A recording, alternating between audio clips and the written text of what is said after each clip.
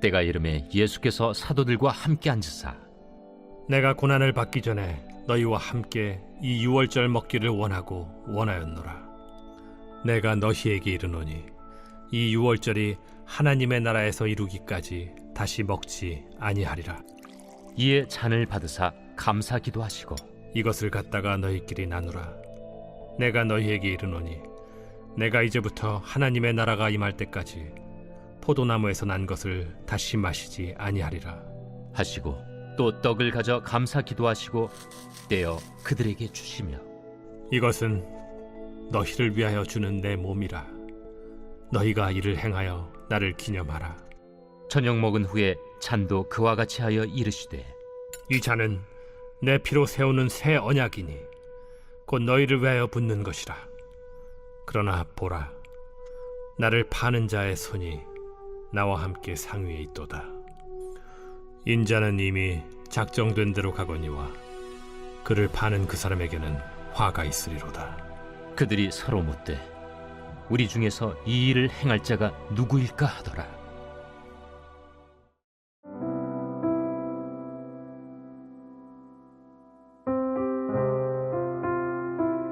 사랑하는 남녀가 혼인 예식을 치르며 결혼 서약에 대한 증표로 주고받는 것이 있지요. 현대 사회는 결혼 문화가 많이 달라져서 예식과 예단을 참 간소화하는 경우도 많은데요. 아무리 간소화해도 혼인 서약에 반드시 빠뜨리지 않는 준비 목록이 있습니다. 바로 결혼 반지입니다. 아무리 정신없이 예식을 치룬 커플이어도 아직 결혼한 실감이 하나도 나지 않는다 해도요. 손에 결혼 반지가 끼어져 있는 남녀라면 이제는 다른 정체성으로 살아가야 하지요. 서로에게 했던 사랑의 약속들을 그 반지를 보며 기억하고 서로에게 기꺼운 헌신을 다 해야 합니다. 난 아직 결혼했다는 실감이 나질 않아서, 혼자 살던 생활 패턴에 익숙해서 이런 말들은 효력을 발휘하지 못합니다. 손에 끼워진 반지가요, 결혼했다라는 약속의 증표가 되지 않습니까? 오늘 본문 누가복음 22장 14절에서 23절까지의 말씀은요, 이와 같은 증표를 내밀어 보여주시는 예수님이 등장합니다. 하나님이 날 얼마나 사랑하는지 실감이 나지 않는다고요. 하나님이 나의 아빠가 되신다라는 것이 와닿지가 않는다고요. 더 이상 이런 마음의 감정들과 생각에 여러분 속지 않기를 바랍니다. 마치 손을 들고 반짝이는 결혼 반지를 보여주듯 오늘 본문에서 예수님은요, 확실한 증표를 내미십니다. 넌 하나님 거야. 하나님의 사랑 그 자체야. 하나님이 여러분들과 이런 약속을 하셨다라는 거예요. 이것을 확증하며요, 예수님이 내미신 증표가 무엇일까요? 바로 십자가입니다. 예수님이 이것을 알려주고 또 알려주고 싶으셔서요, 오늘의 이 유월절 식탁 이 시간을 준비하십니다. 그리고 말씀하세요. 15절인데요. 내가 이 유월절 먹기를 원하였노라. 예수님께서 그토록 간절히 우리가 알기를 깨닫기를 원했던 그것이 무엇인가? 바로 20절에요. 새 언약입니다. 새 언약. 쉽게 말하면 하나님이 지금부터 여러분들과 새로운 약속을 하셨다라는 이야기입니다. 하나님이 약속을 지키실지 안 지키실지 어떻게 합니까? 결혼 반지가 혼인 약속의 증거이듯이요, 예수님도 이 약속에 대한 증표를 내미세요. 20절에 이건 내 피로 세우는 새 언약이다. 내 피가 증거야. 십자가가 그 증거다. 십자가를 볼 때마다 기억해라. 하나님이 은혜야, 너와 새로운 약속을 하셨다라는 것 말이야. 그리고 예수님은 십자가에서 정말 피를 쏟으시지요. 하나님이 나에게 하신 새로운 약속이 바로 체결되었다라는 이야기입니다. 자, 그렇다면 우리는 이 새 약속이 궁금해지죠. 도대체 하나님이 나와 맺으신 이 새로운 약속이란 뭘까? 새 약속? 그러면 옛날 약속도 있나? 맞습니다. 이 내용은요, 성경 전체를 풀어가는데 아주 중요한데요. 이 아침 시간에 짧은 영상에 다 담아질 수가 없는 내용들이에요. 간략히 최대한 설명을 드리자면, 여러분, 하나님의 간절한 소원이 무엇일까요? 간절한 소원이요. 바로 죄로 인해 하나님과 관계가 깨어져 버린 고장난 사람을요, 하나님의 형상대로 회복시키는 일입니다. 하나님은요, 이것을 이루시려고요, 열방 가운데 한 민족을 택하십니다. 그리고 이들을 통해서 열방의 모든 민족들을 회복시키실 계획을 세우시지요. 그래서 선택한 한 민족이 어떤 민족인가요? 그렇습니다. 바로 이스라엘이에요. 자, 그럼 어떻게 이들을 통해서 열방이 회복될 수 있을까요? 이들이 파피루스로 제작한 전도지를 만들어서 돌려야 했나요? 아닙니다. 오직 방법은요, 하나님과 이스라엘의 회복된 관계를 통해서요, 변화된 모습으로 열방을 회복할 수 있다라고 말씀하셨습니다. 그래서 주신 것이요, 율법입니다. 그리고 짐승의 피로 이 약속을 체결하셨어요.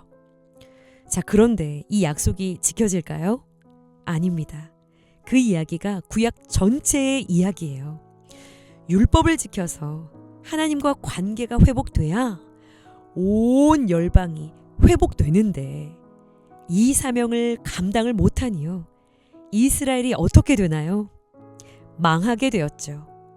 그래서 하나님은 구약의 선지자들을 통해서요, 계속해서 새로운 약속을 맺을 거라고, 새로운 약속을 맺을 거라고 계속해서 말씀을 해오셨어요. 그리고 오늘 이 본문에서 예수님이 지금 이 유월절 식탁을 차려두시고 말씀하고 계시는 겁니다. 하나님이 그토록 기다리며 계획하셨던 새로운 약속, 그 약속을 곧 이루실 거라는 거죠. 포도주 잔을 나누시며 내 피가 바로 그 증거야. 십자가에서 흘리게 될 나의 피가 너희와 하나님 사이에 새로운 약속이 체결되었다라는 그 증거야 라는 이야기입니다. 자, 그렇다면 이 새 약속은 무엇인가요? 예레미야 31장 31절에서 34절을 간략하게 읽어드리면, 보라, 날이 이르리니 내가 새 언약을 맺으리라.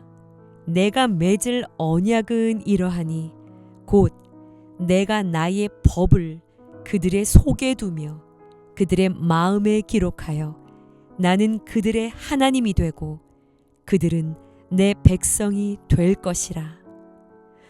하나님과 깨진 관계를 회복시키기 위해서요, 저 멀리서 율법을 지키나 안 지키나 바라만 보고 계신 것이 아니라요, 내 안에 들어오셔서 나를 도우시겠다라는 것입니다. 바로 성령으로 내 안에 들어오셔서 나를 온전히 회복시키시고 회복된 나를 통해서 열방을 회복시켜 가시겠다라는 이야기인 거예요. 그리고 예수 그리스도의 흘린 피로 십자가로 이 새 언약이요, 성취된 줄 믿습니다. 오늘 묵상 질문입니다. 하나님이 나와 새 언약을 맺으셨다라는 사실이 오늘 내 삶의 태도와 결정에 어떤 영향을 주고 있나요? 나를 통해 회복하시고자 하는 열방과 사람들은 누구인가요? 여러분, 십자가는 철회되지 않습니다. 이미 이루어진 사건이지요. 내 감정이 어떻든 실감이 나든 그렇지 않든 내가 십자가를 믿고 교회 안에서 신앙생활을 한다라는 건 바로 이 새 언약 안에 있다라는 이야기입니다. 그러니요, 마음껏 구하십시오. 내 안에 오셔서 나를 도우실 하나님의 영, 그 영으로 충만하여져 여러분들을 통해서 이루어 가실 회복의 역사가 아름답게 완성되어져 가기를 함께 기도하는 그런 하루가 되어지기를 간절히 축원합니다. 기도하시겠습니다. 실패하고 좌절하며 넘어질 수밖에 없는 연약한 우리들을 포기치 않고 버리지 아니하시고 유월절 어린 양 되신 예수 그리스도의 피로 새 언약 안에 우리 모두를 들어가게 하신 놀라우신 하나님의 사랑을 찬양하길 원합니다. 우리의 삶이, 상황이, 우리의 마음이 마구 흔들리며 휘청거릴 때에도 분명히 하나님 사랑의 그 증거가 되는 십자가가 우리 앞에 서 있는 줄 믿습니다. 그 새 언약 안에 있는 존재로 살아내게 하여 주옵소서. 주님, 우리 안에 거하는 성령으로 깨어진 하나님의 형상이 온전히 회복되게 하여 주셔서 우리를 통해 이루어 가실 그 하나님 나라의 온전한 완성과 회복을 위하여 아름다운 통로들로 쓰임받고 하나님을 찬양하게 되어지는 인생들이 되게 하여 주옵소서. 오늘도 이 은혜를 이루어 가실 주님을 찬양하며 예수 그리스도의 이름으로 감사하며 기도드렸사옵나이다. 아멘.